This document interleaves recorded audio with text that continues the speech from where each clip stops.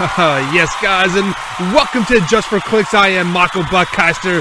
I am the king of the trolls. I be trolling all the time.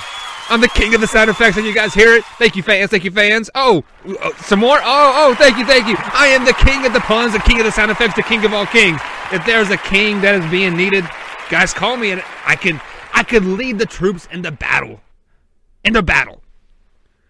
So, if you guys have been listening to the show every day, because I am on almost 7 days a week, and if I'm not, I am simulpodcasting with RTF Sports Talk, and that is what you guys heard yesterday was a little bit of RTF Sports Talk. I am the 1/3 of the team over there on RTF Sports Talk, and sometimes I like to give you guys a little bit more. So if you guys enjoyed the show yesterday, be sure to go ahead and check out RTF Sports Talk on iHeartRadio. They're also on iTunes, Spotify. You can also find RTF Sports Talk live on YouTube as well. After the podcast, they do a little after show. They banter like among each other.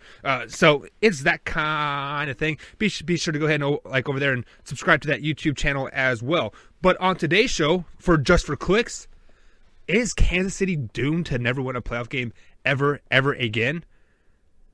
I don't know. We got NBA pick'ems. We got some more FanDuel picks. College basketball is live and hot and ready. All that, guys, and much more. But hopefully my Chiefs aren't doomed. After the intro. Anything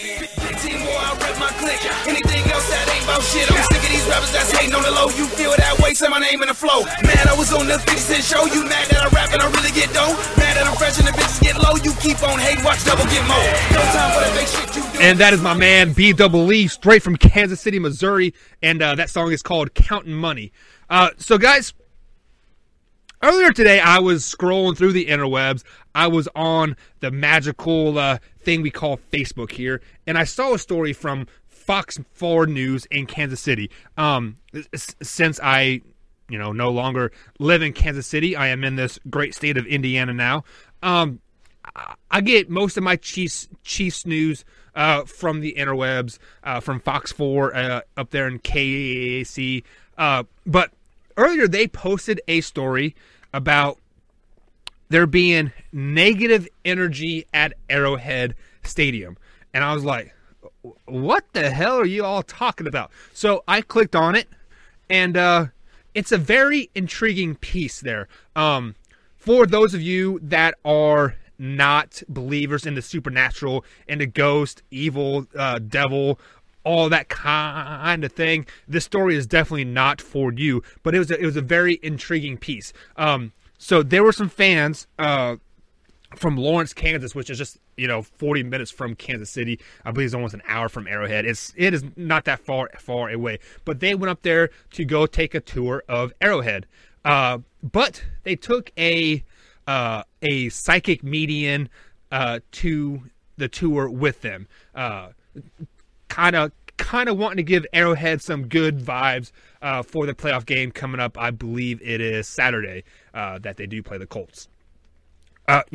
Because Kansas City has not won a playoff game in Arrowhead for the longest time. And many people, many experts, myself included, are picking the Chiefs to go to the Super Bowl. And you have to win twice at Arrowhead to go there. So, reading through this article, the Chiefs moved to Kansas City, I think it was late 60s, maybe. At the time, they had a head coach by the name of Hank Starnes.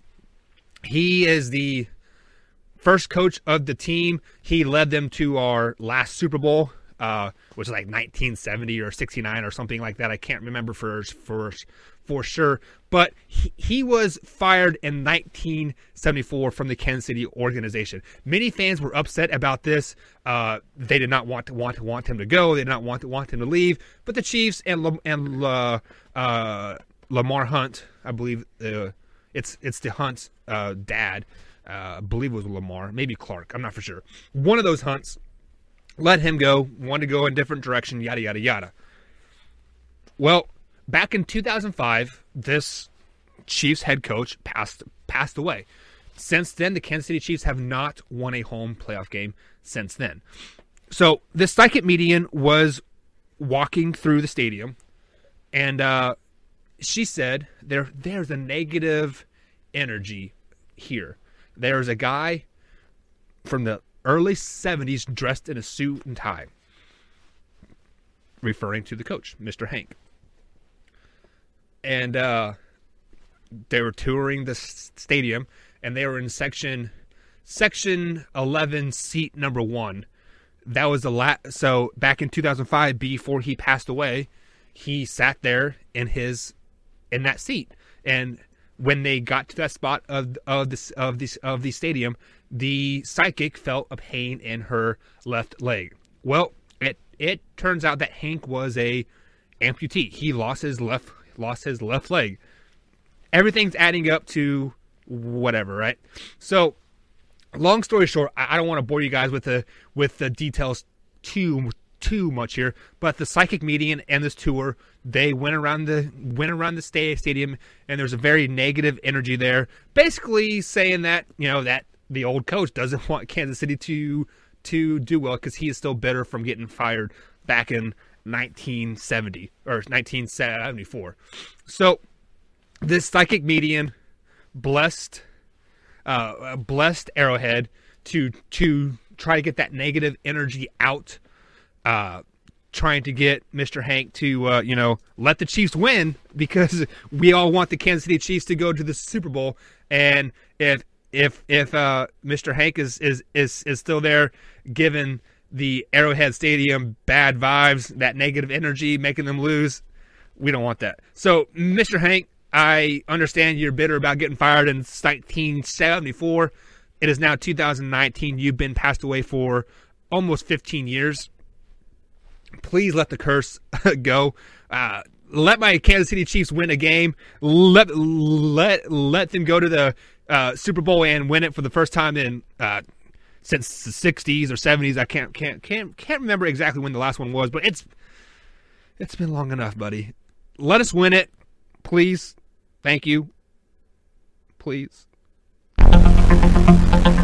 Just 4 clicks.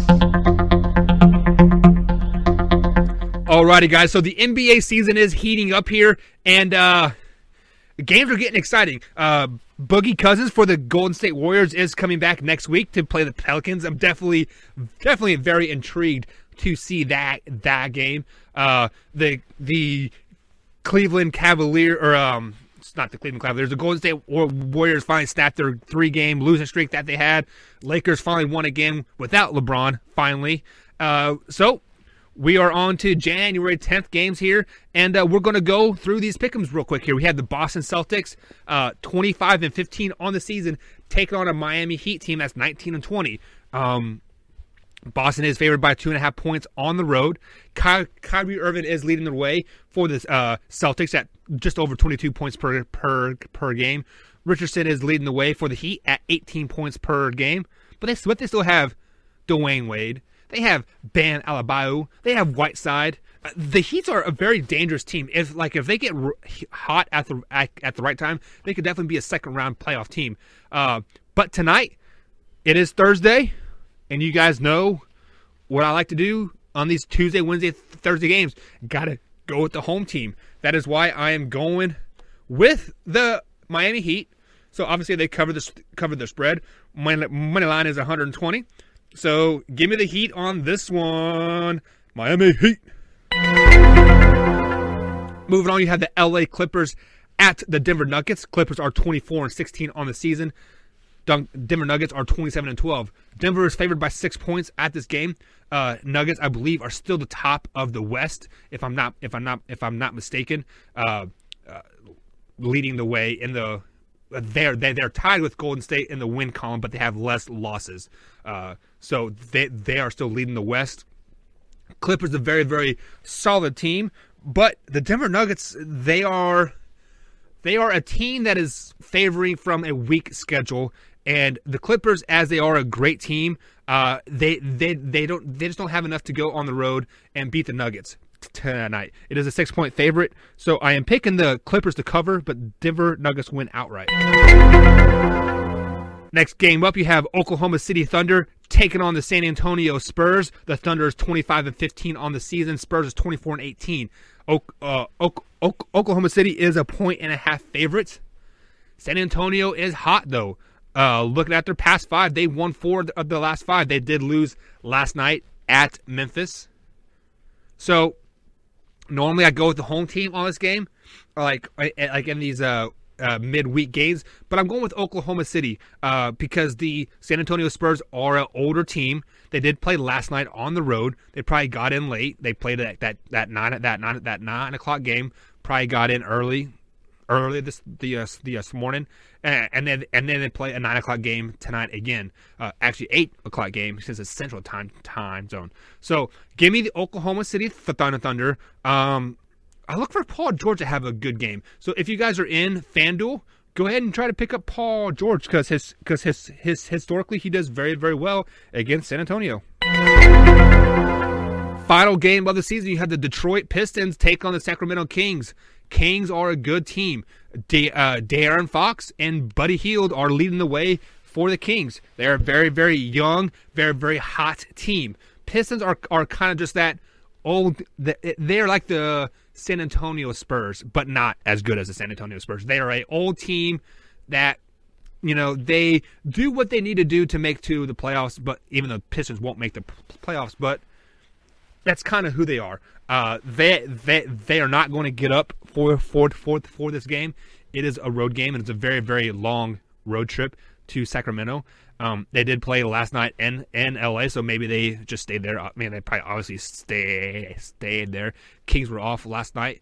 Sacramento is a 5-point favorite, and that is why I got to go with the Kings on this one. Look for De'Aaron Fox to have a big game tonight. I like what De'Aaron Fox is doing. I believe the last game I watched of him, he scored 22 points. So, De'Aaron Fox, FanDuel, hook it up.